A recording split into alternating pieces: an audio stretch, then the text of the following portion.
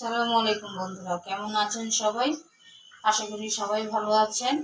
আমি আলহামদুলিল্লাহ ভালো আছি। আজকে আপনাদের মাঝে নিয়ে আসলাম মান কচু। এই কচুগুলা দিয়ে চিংড়ি মাছ করব। তো কিভাবে করব আপনাদেরকে দেখিয়ে দিচ্ছি। প্রথমেই এখানে পানি নিয়ে নিয়েছি, আর আমার কেটে রাখা কচুগুলো ঢেলে দিব।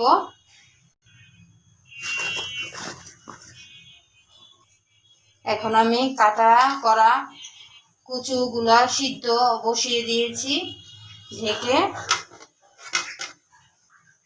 আমি সিদ্ধ করে নিব।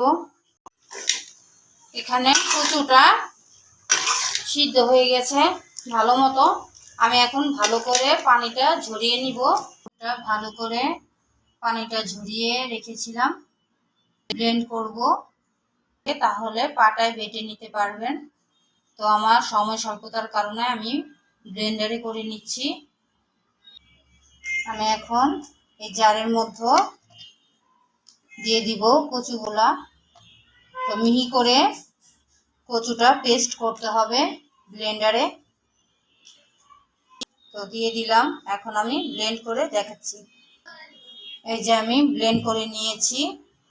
তো আপনারা অবশ্যই পানি দিয়ে ব্লেন্ড করবেন না, এমনি ব্লেন্ড করার চেষ্টা করবেন। আমি এমনি ব্লেন্ড করে নিয়েছি। এই যে কচুগুলো মিহি করে আমি ব্লেন্ড করে নিয়েছি, আপনারাও করে নিতে পারেন। এখন আমি মূল রান্না চলে যাব, চলুন রেসিপিতে।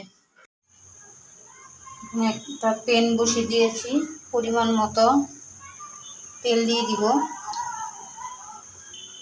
বেশি করে পেঁয়াজ কুচি দিয়ে দিয়েছি।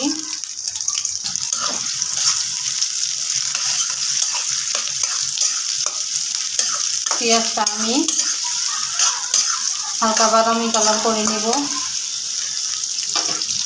দিয়ে দিব তেজপাতা দুটো।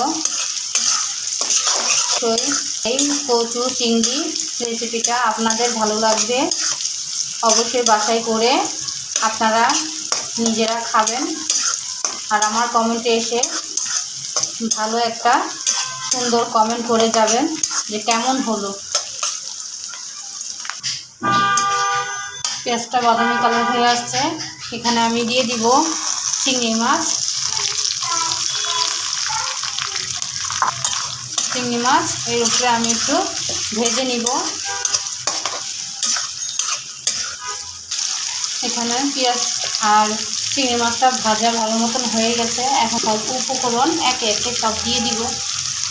এখানে দিয়ে দিব 1 টেবিল চামচ আদা রসুন, 1.5 চামচের মতো হলুদ গুঁড়া, মরিচ গুঁড়াও 1.5 চামচ, জিরার গুঁড়া 1 চামচ, ধনে গুঁড়া 1 চামচ, গরম মশলা গুঁড়া আধা চামচ, দিয়ে দিব স্বাদ মতো লবণ। আমি নেড়ে ভালো করে পানি দিয়ে কষিয়ে নিব। কষানোর জন্য পানি দিয়ে দিলাম। এখন ভালো করে নেড়ে দিব। চিংড়ি মাছটা আমি ভালো করে কষিয়ে নিব। তারপর আমি কচু ব্লেন্ডার করা কচুটা আমি দিয়ে দিব। চিংড়ি মাছটা কষানো হয়ে গেছে। এখন আমি এই যে কচু ব্লেন্ড করা এটা দিয়ে দিব পুরোটা। এখন ভালো করে একটু নেড়ে দিব।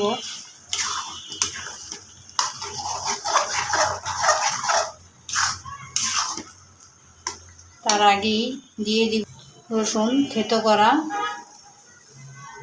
এটা অবশ্যই দিবেন, তাহলে মান কচু আপনাদের গলায় ধরবে না। আর দিয়ে দিব মরিচ। এখন আমি ভালো করে নেড়ে দিব। একটু পর পর কচু দিয়ে চিংড়ি মাছ যে রান্না করতেছে এটা নাড়া দিয়ে দিব। না হলে নিচে পুড়ে গেলে একটা গন্ধ আসবে, ওটা খেতে ভালো লাগবে না। আমরা যেভাবে হালুয়া করি বাসায় ধৈর্য ধরে, ঠিক সেম ওইভাবেই এই কচুটা রান্না করতে হয়। কারণ এই কচুটা রান্না করতে হলে ধৈর্য লাগে। আর হালুয়াও মনে করেন বুটের হালুয়া করি আমরা, ওই সেম একইভাবে আমাদের ধৈর্য ধরে করতে হয়।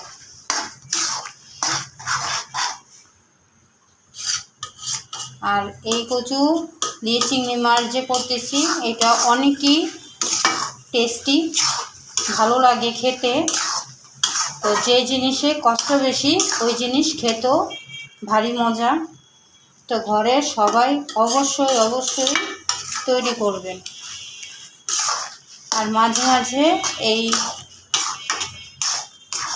কচুর চিংড়ি মাছ দিয়ে যে করতেছি এটা নেড়ে দিবেন। হয়ে গেল কচু চিংড়ি। তো যখন হয়ে আসবে তখন এই যে দেখবেন কড়াই থেকে ছাড়া ছাড়া হয়ে আসবে, তখনই বুঝবেন যে আপনার এই কচুটা হয়ে গেছে।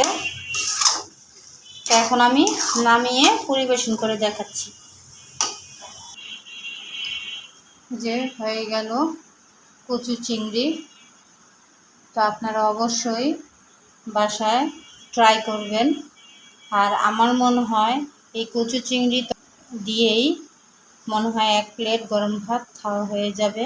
তো বাসায় অবশ্যই অবশ্যই ট্রাই করবেন। আর আমাকে ভালোবাসা দিতে হলে ইউটিউব চ্যানেলে সাবস্ক্রাইব করে আসবেন। আল্লাহ হাফেজ।